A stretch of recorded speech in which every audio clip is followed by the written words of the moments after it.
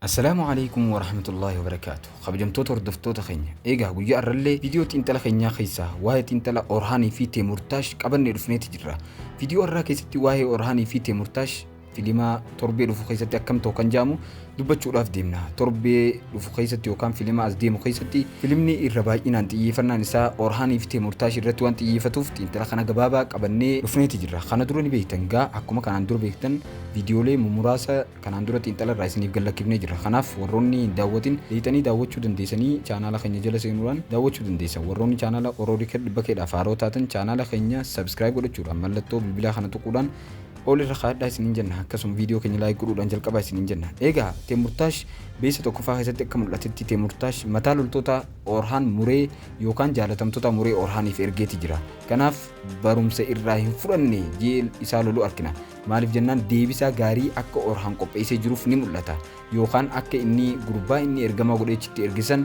أكا إني تشتي دو إجرو أركي سبب سنين أهري كدو أدان أهري تجرا أورهان إسا سنجي سودان أهري كدو خيستي أمي لولاف خراباي إساق إتجرا إني تيانا كناف تيمورتاش بيفسني لولت أكا سينو راف ديمو دبتي تجرا كناف أورهانيس ديبئي مال جيئتي توري بولشنسي تيمورتاش غنا أكا أمي جرو دبتي تجرا يوكان بيجوتا كنن كيستي أكا تيمورتاش جراچو إن كمن اللي دبتي تجرا كل لولا باي يوكان جل مرمتي أكا لولاف سينو ديمان كان دبتمو ننتي أغرسيسي جورا تيمورتاش أكا سما ولي قلتي ورى بيزانتي في أكا سما ورى كراسي وبرس درسون كان دينيا خانا رفسني ولين waliigaltee taasiseeti jira waliigaltee kana jechuun kan inni wajjin taasiseef akka lola keessa wajjin seenanii wajjin hirmaatanii orhaan akka waliin ta'anii cabsaniidhaafi lola kanatti seenaniiti jiran kanarratti hundaa'uudhaan jeerkutaay dubbii takka dubbateeti jira beeysa lammaffaa keessatti diinni akka baay'ee ta'anillee dubbateeti jira garuu ammoo baay'inni isaanii kun nuuf kabaja jee loltoota isaa jajjabeessaa jiru ni mul'ata jechuudha gaa jeerkutaay bifa sanii loltoota akka ajaa'ibaatti isaa jajjabeessu ni argina jechuudha kanaaf تيمورتاشي في أورهان لولا أجائبا خيسيناني تجرو أورهان أمو أكو بيتن لولتون إسا باي إدا مانتنا إن اللي نغير سلطانة القدتي جروان تيب تيمورتاش أمو لولتوت إسا جنتي ور بيزانتي في ور كراسي وجي وليغل تيقودودان أورهان الرتي كولاف قوبي إسا تمراتي تمولتاي جورا kanatti aansuudhaan Teemurtaash buufata daangaa Orhaan irratti haleeleeti jira jechuudha. Erga loltoota qindeeffate booda Teemurtaash buufata daangaa Orhaan yookaan gosa kaayii irratti haleelee isaa jiru ni mul'ata jechuudha yookaan isaa akkas jaan ni dubbatan. Filimaas deemu keessatti akka haleelamuuf taa'u ni mul'ata jechuudha. Kanaaf Teemurtaash buufata daangaa Orhaan irratti haleeleeti jira jechuudha yookaan buufata jechuun iddoo jechuudha kaampii takkatti haleeleeti jira jechuudha Teemurtaash. Akkasuma Teemurtaash jaalatamtoota hedduu akka bitellee ni mul'ata jechuudha. Jaalatamtoota yeroo jennu ummata jechuudha Orhaaniin hoogganaman yookaan warroota Turkii warra bulchitoota if jalatti qabu hedduu akka bitee jirullee ni mul'ata jechuudha. Kanaaf isaan bituu kana jechuun booda loltoota haala gaariidhaan baay'ifatee Orhaan qullatti hambisuudhaan Orhaan jaalatamtoota innilleen akka walitti qabuu deemu dubbateeti jira. Yoo jaalatamtoota hunda jalaa bitee Orhaan jalaa yookaan akka isaaf ajajaman taasisee Teemurtaash jechuudha. Orhaan akka dirqiidhaan Teemurtaashiif harka kennatu taasisa waan ta'eef jaalatamtoota hedduu biteeti jira jechuudha.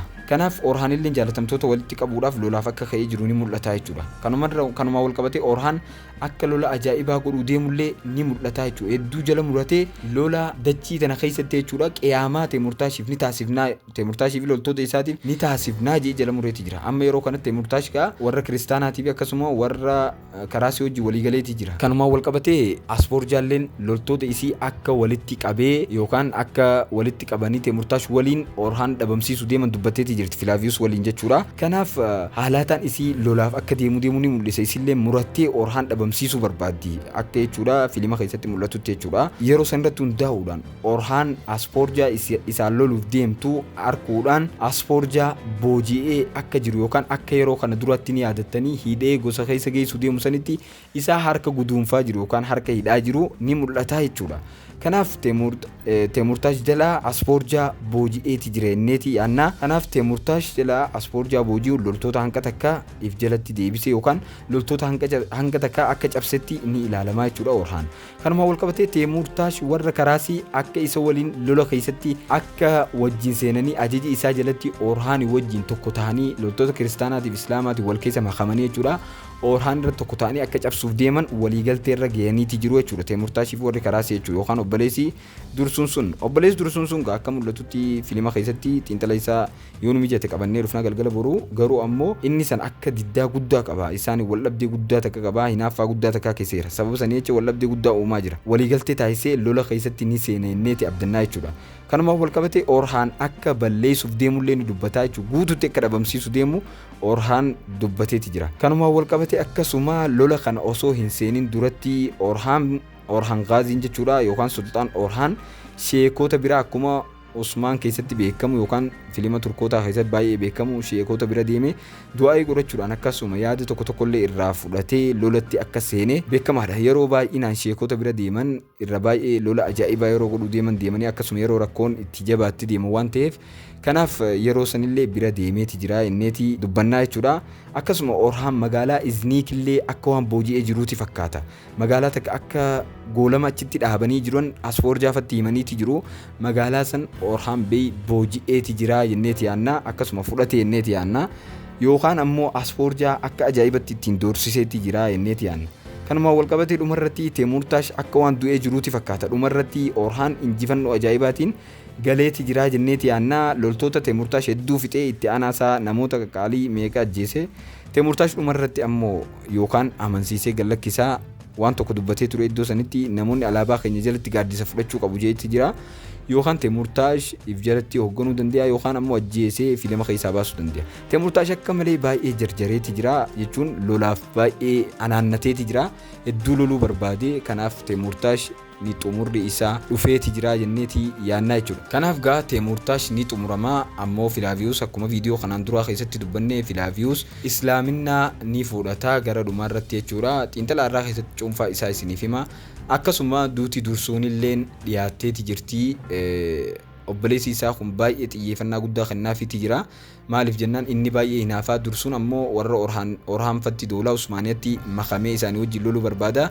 Garuu ammoo kana keessatti dursuun obboleessi isaa kun hinaaffaa irraa kan ka'e ajjeesuu danda'a jechuudha.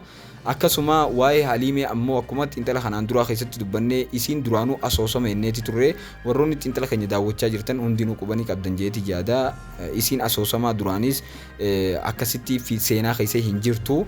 Asoosama jechuun filimatti seenaadhaan wal qabsiisanii waan gocha keessatti idaa filima godhuudhaa deeman jechuudha. Kanaaf isiin asoosama waan taateef filima keessatti baay'ee hin harkamtu. Kanaaf kana akka hubattan barbaanna. Waa'een jaalallee isaanii bifa kanaan xumuramuu dandeenyeeti yaanna. Waa'ee Filaaviyuusii fi akkasuma waa'ee Faaximaa gaha. Faaximaan erga Filaaviyuus ta'uu isaa barte booda Filaaviyuus akka xilaatatti ilaalutti jirti. Kanaaf waa'ee isaanii yoo dandeenye viidiyoo gabaabaa qabanneeti dhufna. Akkasuma warroonni haga dhumatti nu daawwattan biyyoota kamirraa akka nu daawwachaa jirtan koomentii irratti nu barreessaa isiniin jenna. Viidiyoo irraa kana warroonni laayik godhaa isiniin jenna. Akkasuma yoo yaada qabaattan yaada koomentii irratti nu barreessaadha. Warroonni chaanaala keenya Oroo Riikard dhibba keedhaaf haaroo taatan sabskiraayib godhachuudhaan mallattoo notifikashinaa kana banuudhaan olirra kaaddaa yookaan mallattoo bilbilaa kana olirra kaaddaa. Galatooma haga viidiyoo biraatti walitti jaanutti nagaan nuuf tura.